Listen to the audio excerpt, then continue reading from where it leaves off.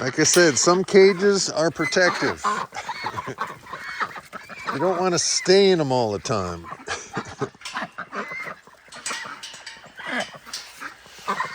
Hey, it's Mark Shepard. Welcome to Healing Pastures. I call it the farm church because it is a spiritual mission.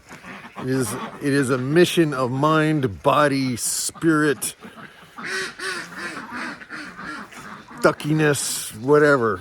I am doing a series called The Keys to Your Cage. And last week we talked about the main key, the master key, which is using death as your guide, as your advisor, and to live your life realizing that this ends. This is not a permanent thing. This is very temporary, and it doesn't have to be morbid. It can be empowering and invigorating and help you to appreciate everybody in your life, everything in your life, and to kind of move through the world with a sense of gratitude that, this might be hard, but God, I'm so lucky to even be here. This is a miracle.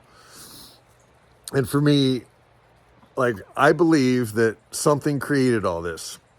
And I don't have to define it. I don't have to anthropomorphize it. I don't have to, it's just something is animating us.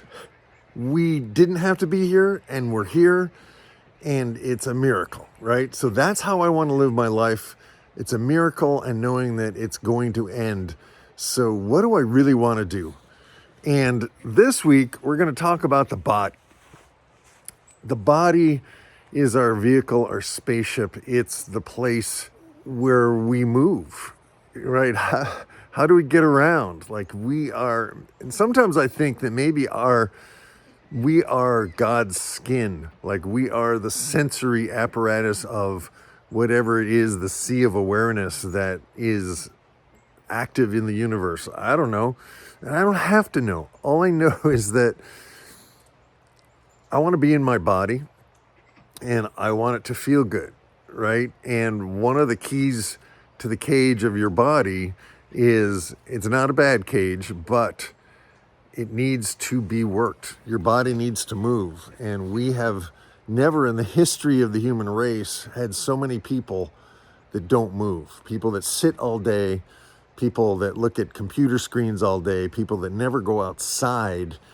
And so one of the things I'm attempting to do with this channel and with this farm is to integrate the mind, the body, and the spirit. Integrate my great deep passions, which, to grow my own food, to know where my food comes from, to treat my animals with utter sincerity and respect, knowing that I am the key to their health and they are the key to my health. We're not in this alone. We're in this together.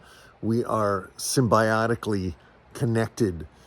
And I have to be the predator, right? So in nature, the predator takes care of the weak and the sick. They get taken out of the gene pool so that the flock, the herd, gets stronger. But in our farming, we have developed weaker and weaker animals. We have developed these big fat white ducks that can barely walk. That's kind of a sin against nature, right? Whereas the mallards are still part of the wild genetic pool, and they can walk, they can run, they can probably even almost fly. So some basics about the cage that we're all in, this body, this wonderful, wonderful body, is it needs to be moved and it needs to get outside. So one thing you can do if you want to move your body more and you want to start someplace is park your car at the far end of the parking lot whenever you go to the grocery store or do any kind of errands. Give yourself some extra steps. Start today. Just park your car farther away. And for me, I don't want to be riding on a mower all day. So I like the walk behind brush mower. I like the scythe. Eventually I will need a a larger mowing machine if I'm going to keep doing these solar places, and I'm enjoying it. I like mowing. I like being outside. I kind of like not having to pay somebody to mow. So that's kind of cool. But today I'm just gonna explore this whole scything thing and see where it goes and see what thoughts I can spin. So step 1, stop eating crap. Step 2, start moving your body. It's pretty simple. Step 3, start appreciating your body. Like, stop hating on your body. Start appreciating all the senses. Take good care of your body as if your body is a beloved pet or your body is a beloved farm animal, right? And the whole thing with my animals is they are getting healthy again. They are eating luscious, delicious fall stockpile. I haven't fed any hay yet. Everybody else around here is doing continuous grazing, and they have no grass, and they're feeding hay, and their animals, are not being moved. So for me, move the soft animal of your body. That's today's lesson. Move the soft animal of your body. It is a cage, but it's a good cage. It's a protective cage. It's a vehicle. It's there to support you, but you have to take care of it, right? So it doesn't have to be perfect. Joel Salatin talks about, an 80-20 thing, so that like if he goes to, some niece or nephew's birthday party, he'll have a piece of cake, right? He's not going to be rude. But we got to stop putting sugar and empty carbs into our bodies. As a producer of healthy, high-quality meat, I highly encourage you to check out the Carnivore Diet if you really want to kind of jumpstart your physical fitness, if you want to lose weight. And I spent many years doing weight loss hypnosis with clients, and if I had known about the Carnivore Diet, I would have just said, hey, here's the deal. Try it for a week, then try it for 2 weeks, have a break at the end of the week, eat whatever you want. But for 6 days, just eat meat, and you can modify it later, but give it a try. But here's the deal. The big mistake most people make is they eat meat that is too lean. We're not talking chicken. We're talking lamb. We're talking red, fatty cuts of beef. We're talking pork, like bacon.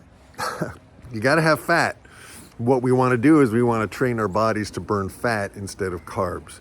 So that's a whole other subject, and I will link down below some of the resources that I trust in this department as far as the Carnivore Diet. And it's not for everybody, but if you want results, it's worth an experiment. Let's try stuff. Let's be experimental. Let's be wildly experimental with our lives. That's my big message today. And I have a new version of my song, The Key to Your Cage. I added mandolin, I added harmonica, I added the drum set. So I think it should be fun. The ducks are making a lot of noise. Where are they? Yeah. I like ducks.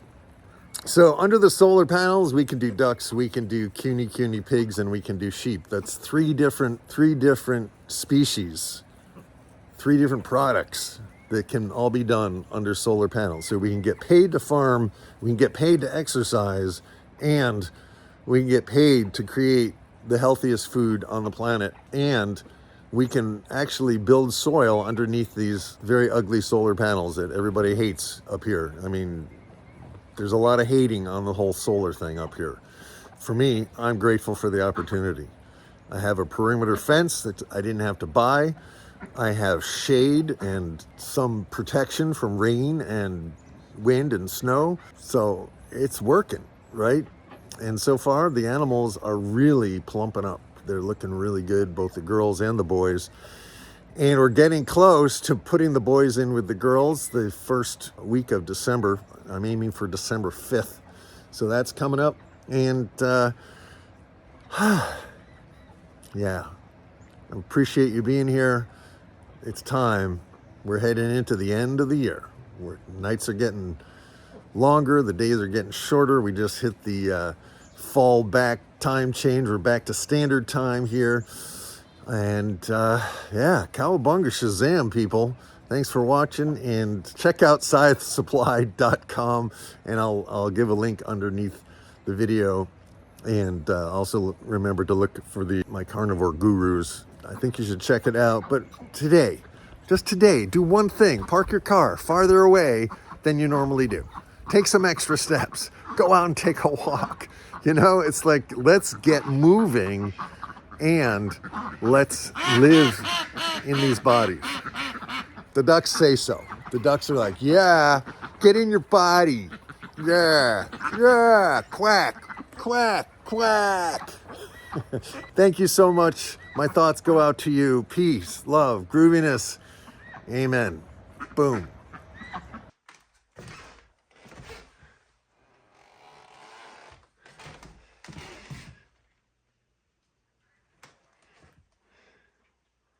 Hopefully it's not damaged.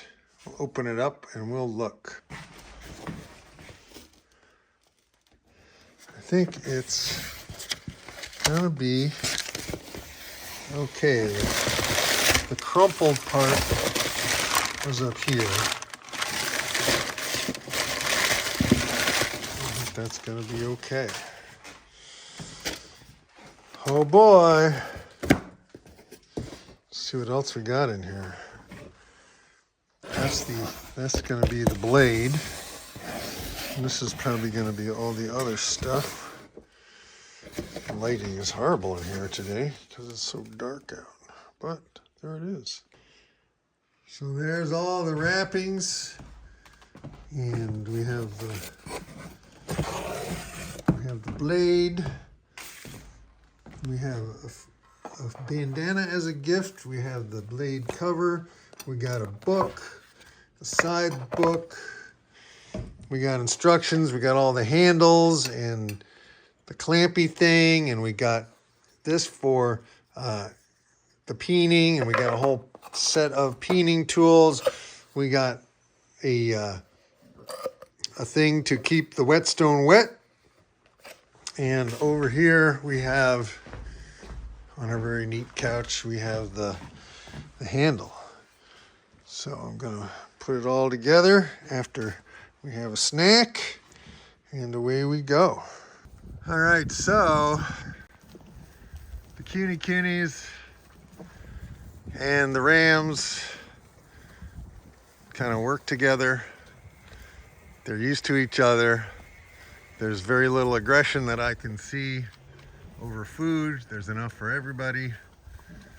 And yeah. So that's one experiment that's kind of working. The whole deal with the cuties is that they don't root because their noses are turned up.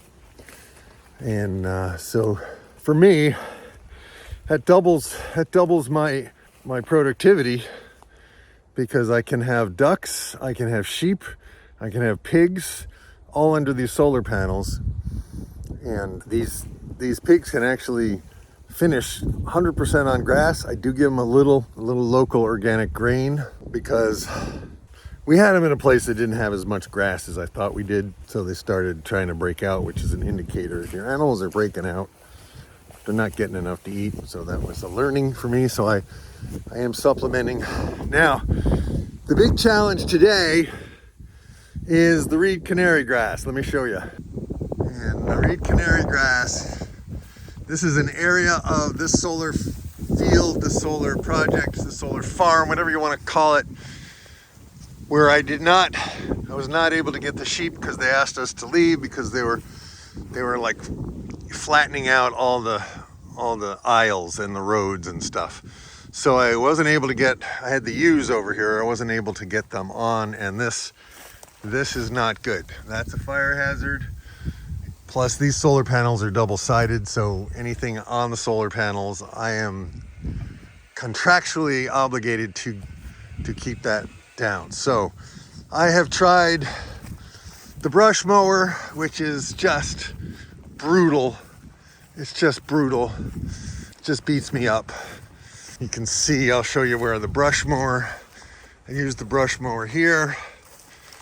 So it works good, but I have to go back and forth and back and forth. And then these wires, because of the way my brush mower is handled, like a couple of times I got stuck under a wire and the wire was pushing the accelerator, the throttle down, and it was just, I almost really hurt myself. So I don't want to use the brush mower if I can help it. And then this is an area where I used the weed whacker with a brush blade. It's acceptable, but it looks like crap. And again, when I come to these wires,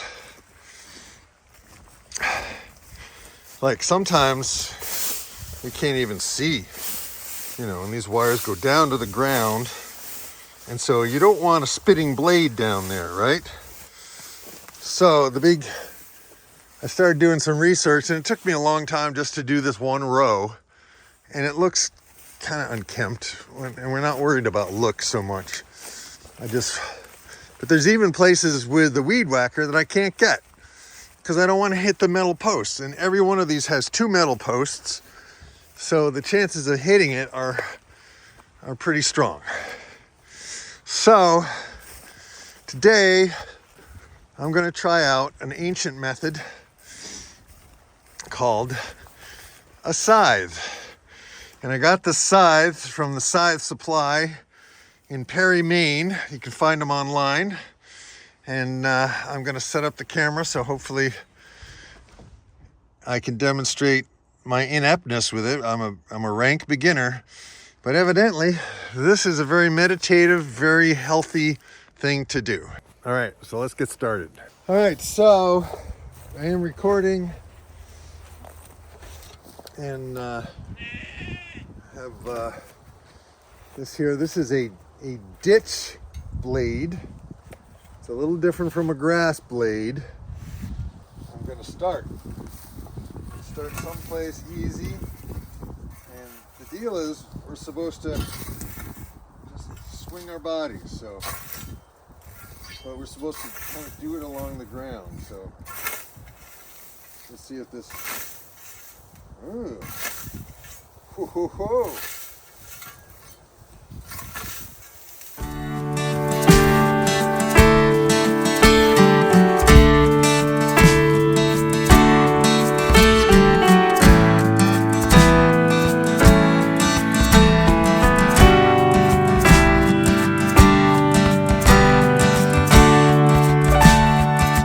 It's the key to your cage. It's the steps to your stage.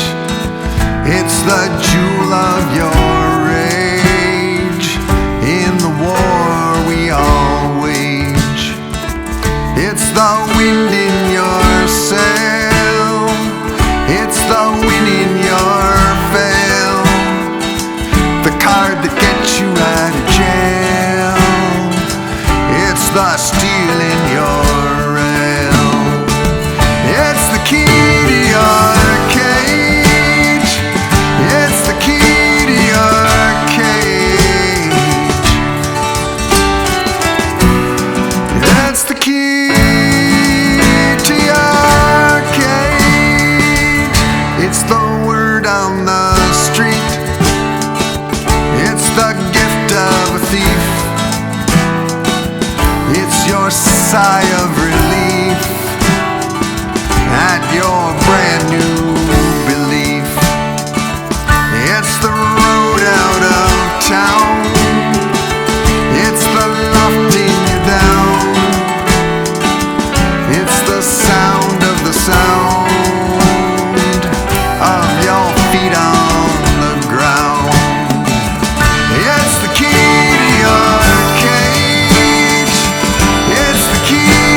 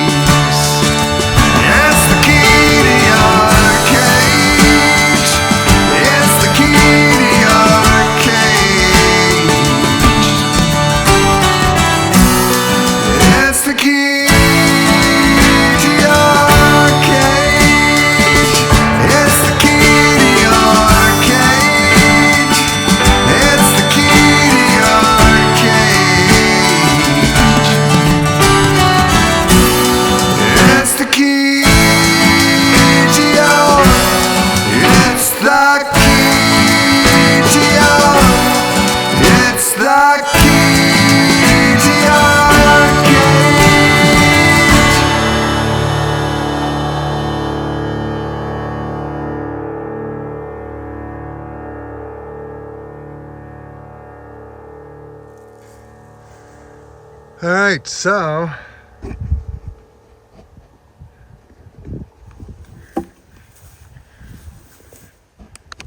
about 15 to 20 minutes later, that row is in compliance. So now, besides having a little sun coming through, gotta wipe my nose, gonna wipe the blade. What's really nice is the scythe supply in Perry, Maine sent me this bandana. And by the way, this is razor sharp, so you do want to use gloves. Evidently, I have not tried doing this without gloves, but I am a klutz, so put that in the pocket. And I have my little trusty whetstone here. I did this several times. You want to just keep the burrs off. You just want to, not the burrs like burdocks, but you just want to tickle your edge just a little bit. Seems to make a difference, and there's water in here. So yeah, making progress. There's the row I did with the weed whacker. There's the row I did with the scythe. And there's the second row I did with the scythe. I'll zoom in here.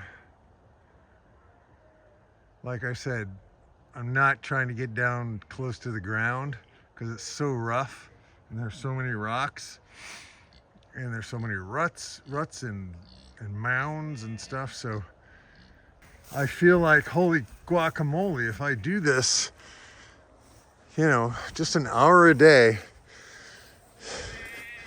I can really get through some of this, or at the very least, maybe these ones with the, you know, I use the mower or other machines, so I'm not doing one motion all day. But these support wires, these are the ones I just leave those for the scythe. Maybe just do those with the scythe, because I can get right in and pretty close to getting those done. So anyway, there's your before, and here is your after. And of course I have an entire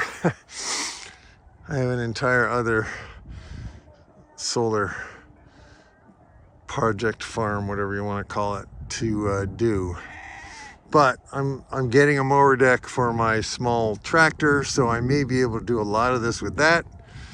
But at the very least, I have 3 or 4 different tools that I can use so I don't go insane, because I need variety and we don't want to build up physical problems from doing repetitive motions.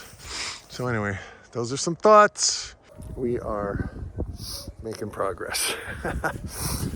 It's a kind of a gray, cloudy November 1st Saturday, and boy, I worked up some heat. Had to take off my fleece, and I'm gonna go look at the animals for a little bit, take a break. Hi animals,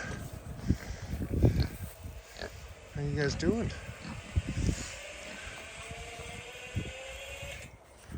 How you guys all doing, huh? They've done a pretty good job of mowing in here. That's the other thing. I need to give them a new area. They have mowed the heck out of this. I gave them a pretty big area. And it was only, when was it? It was Monday, today's Saturday, so they've been here 5 days. Damn, I gotta move them. All right. I gotta move them, and then I gotta mow in here. I have a nice big area. It's already mowed. I just have to set up fences. So maybe I should start doing that. Give them a fresh area, because I want them to eat.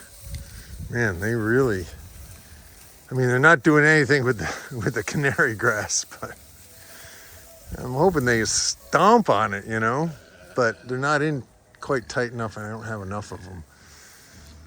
But there's the animal update.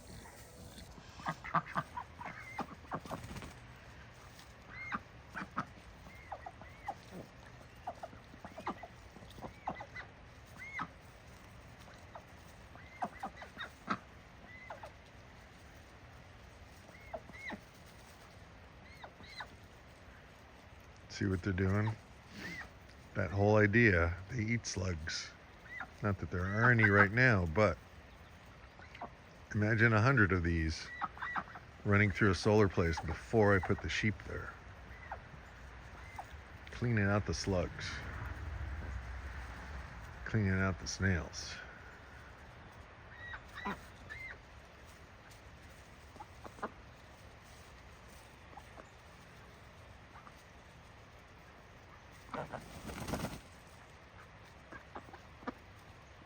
So there you have it, another week at Healing Pastures, and we're working on lots of different projects, lots of different things, and I really appreciate you stopping by and checking it all out. If you would like to support us, just a thumbs up helps a lot, a comment below, share it with somebody who might be open-minded about taking care of their body, about taking care of the land, about taking care of our hearts, our souls, our spirits, our communities, and someone who might care about really good food.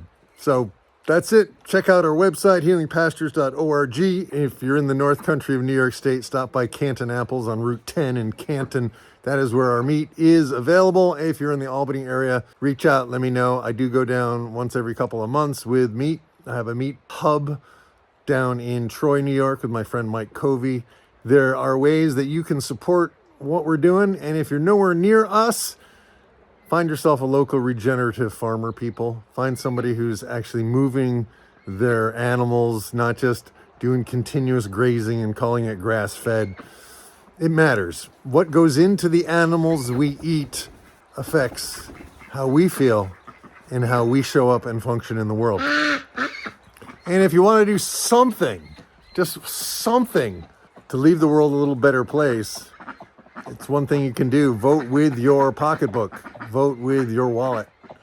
And support local regenerative food. All right?